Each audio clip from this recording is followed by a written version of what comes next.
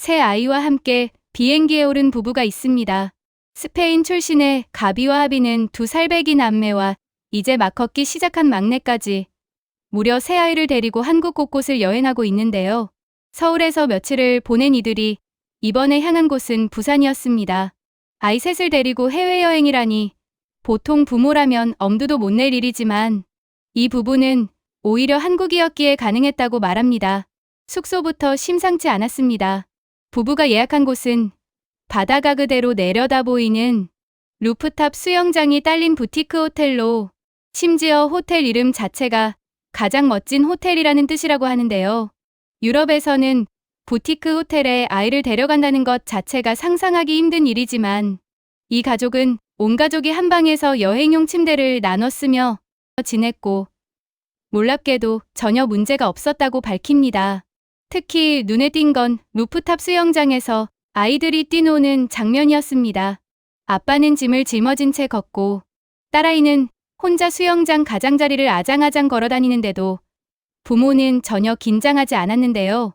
안전 펜스와 미끄럼 방지 시설이 완벽하게 갖춰져 있어 아이 혼자 돌아다녀도 걱정할 일이 없었기 때문입니다.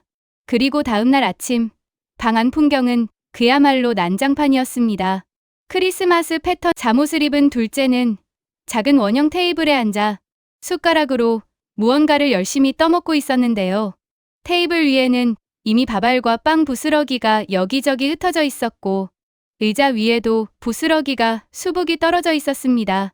옆에서는 첫째가 컵을 들고 뭔가를 붓다가 그마저도 흘리고 마는데요. 새 아이를 키우다 보면 이런 장면이야말로 여행 중 가장 솔직한 순간이라는 걸 부모는 잘 알고 있습니다.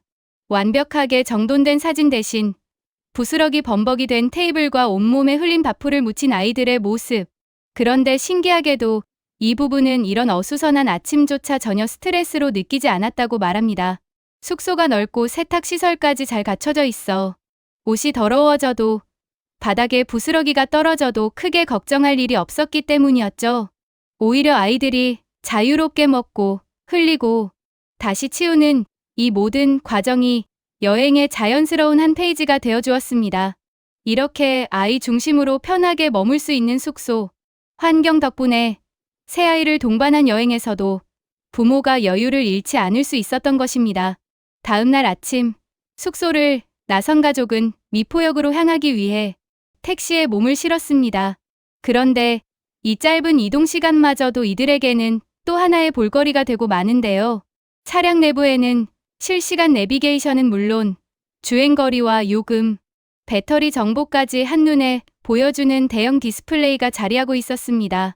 창밖으로는 활짝 핀 벚꽃길이 스쳐 지나가고 그 앞으로는 최첨단 계기판이 조용히 빛나고 있었던 것이죠. 자연과 기술이 이렇게 자연스럽게 공존하는 모습에 이 가족은 한국의 기술 발달이 어느 정도인지 이 짧은 택시 안에서 고스란히 느꼈다고 말합니다. 몇십 분을 달려도 요금이 몇천 원 수준에 그치는 가성비 역시 스페인에서 온 이 가족에게는 낯설고도 놀라운 부분이었을 겁니다. 이곳에서 이들은 한 가지 팁을 시청자들에게 전합니다. 온라인 예매는 한국 신용카드가 없으면 다소 까다로울 수 있으니 아침 일찍 방문해 당일 자리를 직접 예약하는 편이 낫다는 것이었죠. 표를 구한 뒤 이들이 향한 곳은 한국의 명물, 길거리 음식이었습니다. 한눈에 봐도 신기하게 생긴 나선형 감자튀김. 하비는 치즈 맛을 골라 한 입 베어 물더니 눈이 커지고 마는데요. 이건 마치 마카로니 앤 치즈를 감자 위에 올려놓은 맛이라며 정말 맛있다는 말을 몇 번이나 반복합니다.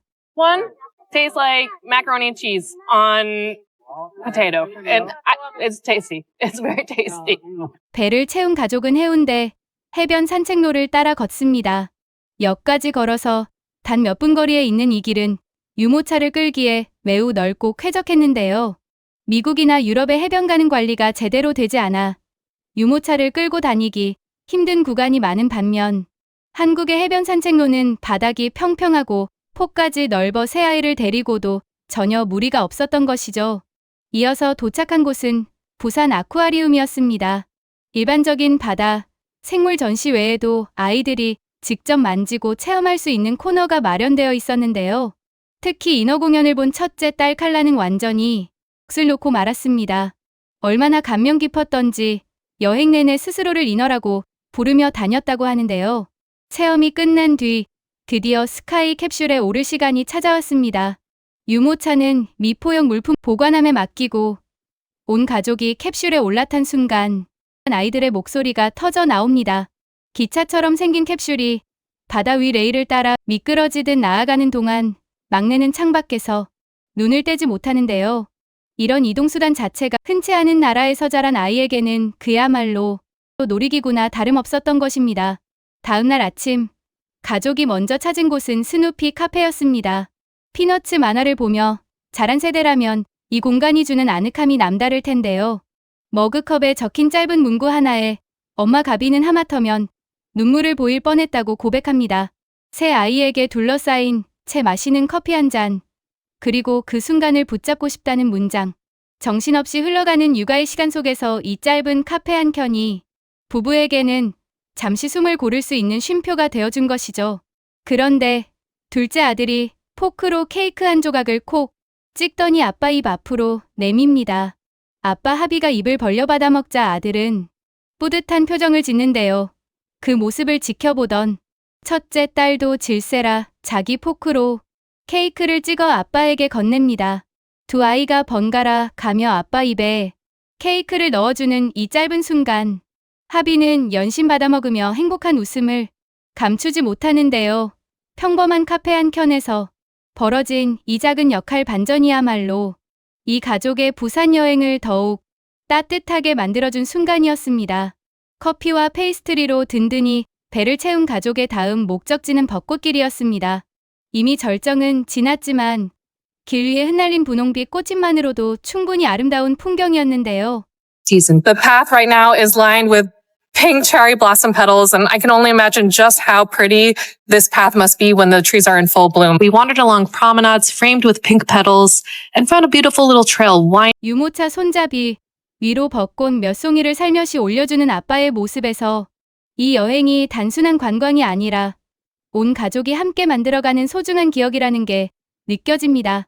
걷다 지치면 벤치가 있는 정자에 앉아 잠시 쉬거나 수유를 할 수도 있었는데요. 이런 세심한 배려 하나하나가 아이를 동반한 여행자에게는 정말 큰 도움이 되었다고 합니다. 마지막으로 가족이 도착한 곳은 1376년에 지어진 해동 용궁사였습니다.